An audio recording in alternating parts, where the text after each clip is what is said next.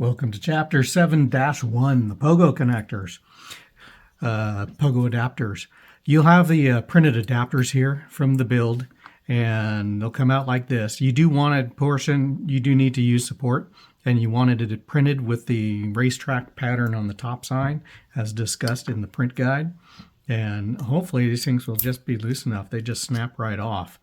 As you see, that snaps off nice and clean. Doesn't have to be perfectly clean on this surface where the support was, because that's going to be hidden in any case and it's not functional.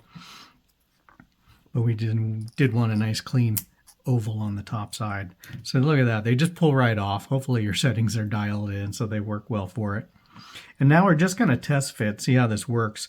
The portion that goes, the adapter that goes in the lid has the gap on the side, and one of the connectors is going to go in here, and the connector wires on the back side where we're going to solder to face towards, as you put it in, it face towards that opening.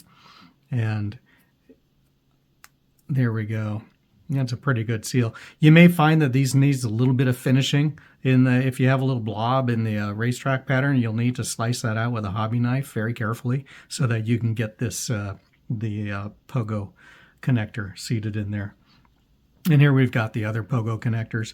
If you look at these, I'll pop this out.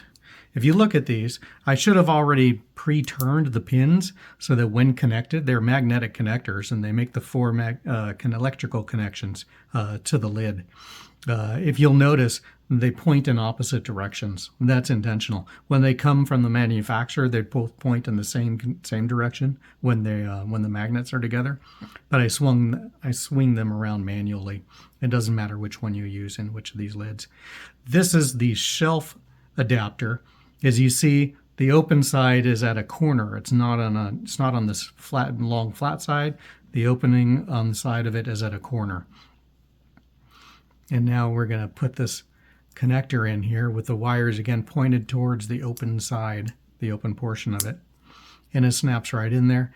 This one's a little cattywampus on one edge. I think it's hard to see it coming out there. I do like them nice and perfectly flat for my builds. I think that's a good process if you get into it. I already have a set here that it's already been cleaned, but I don't feel there's any reason to use it. This is just to demonstrate. Now that we have both, whoops, let me get that other one back in here. Now that both of these are seated in here, we're going to just make sure the polarity is fine. They snap together and they point out to different sides.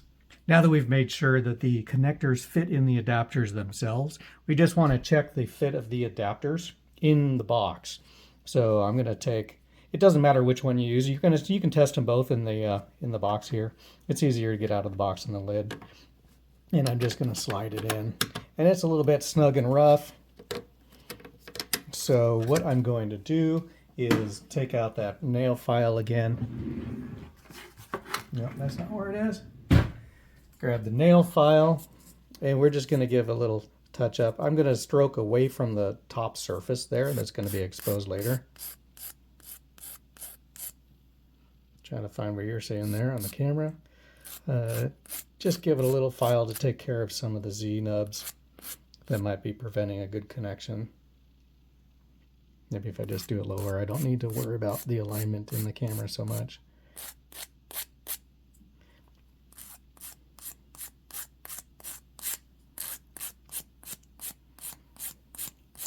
These seams will get you on this thing.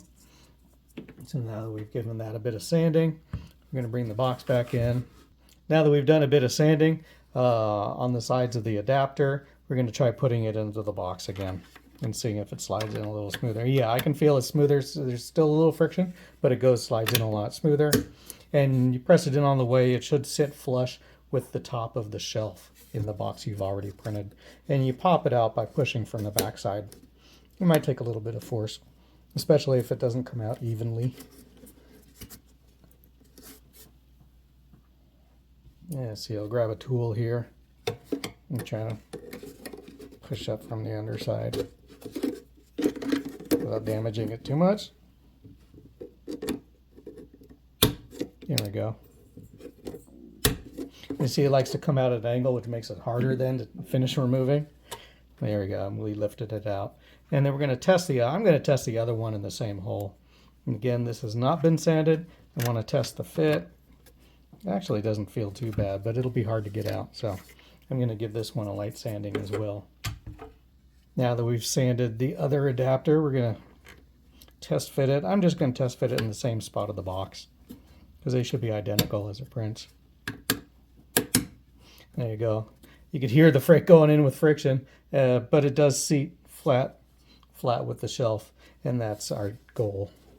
And then back that out. Oh, that slipped out easier. Again, push it out from the back side. Don't try pulling it out with a tool, or you're going to damage the top surface, and that's going to be, you're just going to want to redo all that over again later if you end up marring it.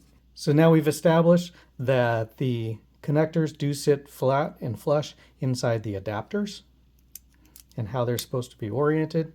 We've also established that the connectors proper, that they hold together like so.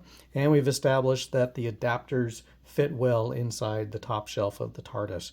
And these are going to establish the connection for the top light when you remove the lid, the wireless connection, as well as establish the trigger when you put the lid back on the box, whether it's plugged into wall power or not. And one last note, here's a lid. This is done in a material I really don't like, but I have it lying around and ready. So I'm also going to try to make sure that the print of the lid is fine. Once those supports are taken out from the two end holes, you won't need it for the rest of this portion, the channels. But once you've taken that support out, you can also test. We've already sanded this adapter and just checked it, so we're also going to test it in the lid. This particular one has the side opening, which is the adapter that goes in the lid specifically. You'll see because that lines up with the wire channel here that the wire is going to go to up to the center, and we'll end up that's where the LED is going to come out. So we're just going to make sure that it sits flush in here, and that does go in nice and flush, and it's fairly easy to get out because of that channel opening. I just like to stick a little pliers in there and kind of like pop it out. It's all nice and ready for the next step.